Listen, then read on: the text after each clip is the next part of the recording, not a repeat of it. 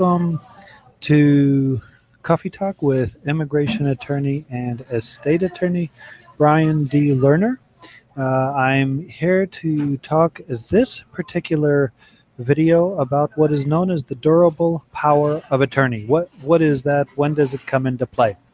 Well, the durable power of attorney comes into play when you or your spouse become incapacitated. Okay. And I've done other videos on what exactly is the definition of being incapacitated.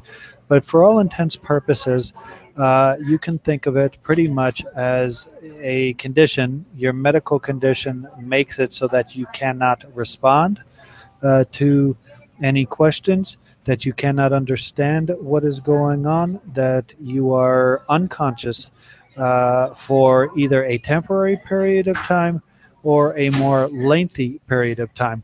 Now, the incapacity doesn't mean by any stretch of the imagination that you're guaranteed to essentially first become incapacitated and then die. There are situations where you become incapacitated for a period of time and then you recover and you are no longer incapacitated. And during that time, when you're incapacitated, the durable power of attorney comes into effect. Now, the durable power of attorney has nothing to do with after you have died or after your spouse has died.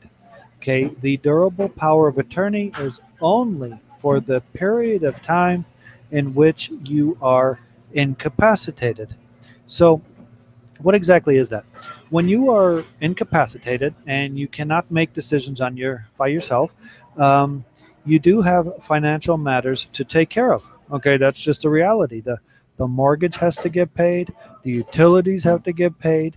There's bank accounts with money that needs to be transferred from one place to another. There's bills. Everybody knows it. You know how much you do in a month regarding that. And what if all of a sudden you couldn't do it? What would happen? Well, during the incapacity, assuming you have had this properly prepared, an agent will be designated in which to be the one to carry out the durable power of attorney. Now, I already did a video on the Advanced Healthcare Directive, is where an agent can make the medical decisions for you. Many times, it's wise to put the same person in both of these processes. One, to make the same agent for the durable power of attorney, and then to make the same agent for the healthcare directive. And by doing that, you are able to essentially streamline what needs to be done to minimize the conflicts. But of course, the agent who's doing this has to agree to do it. You want to discuss this with them before and not have it, pop onto them out of some surprise, because they either will have no clue what to do, or they'll have no idea that they were designated as an agent. So make sure the person can do it, is willing to do it, and able to do it. Okay.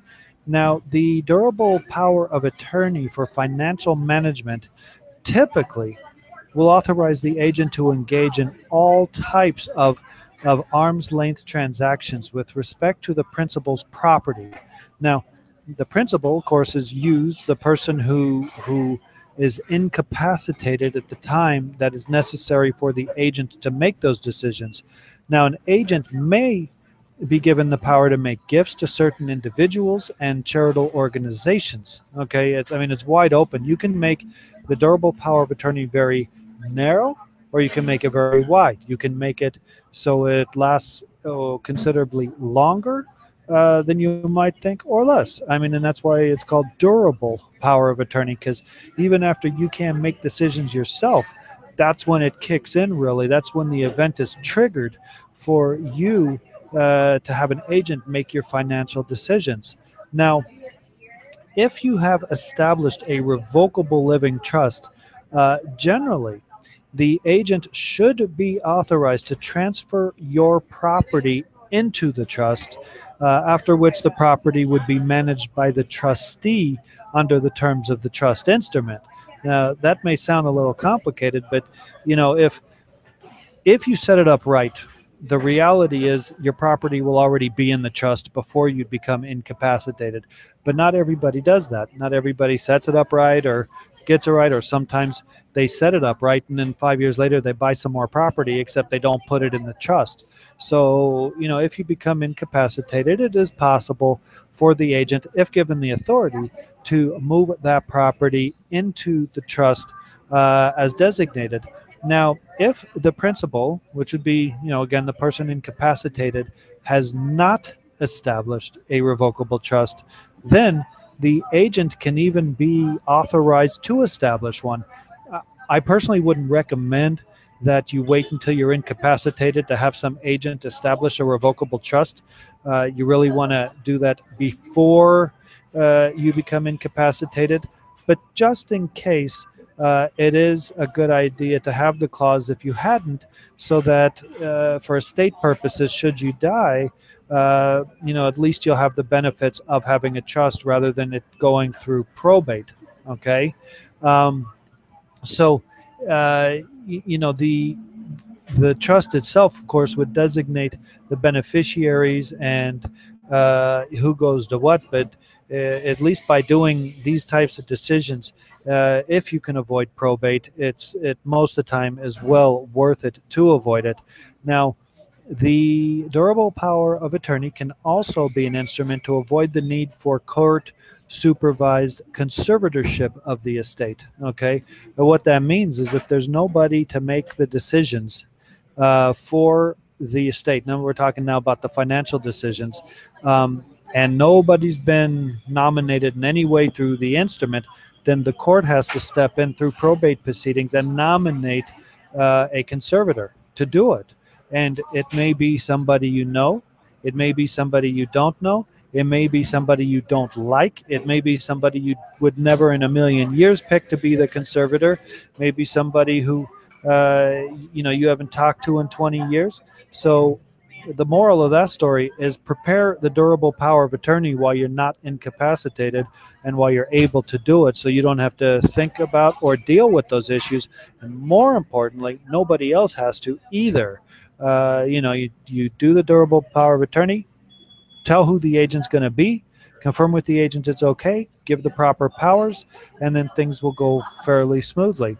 So the durable power of attorney can also make personal care decisions as may be appropriate for the elderly or disabled.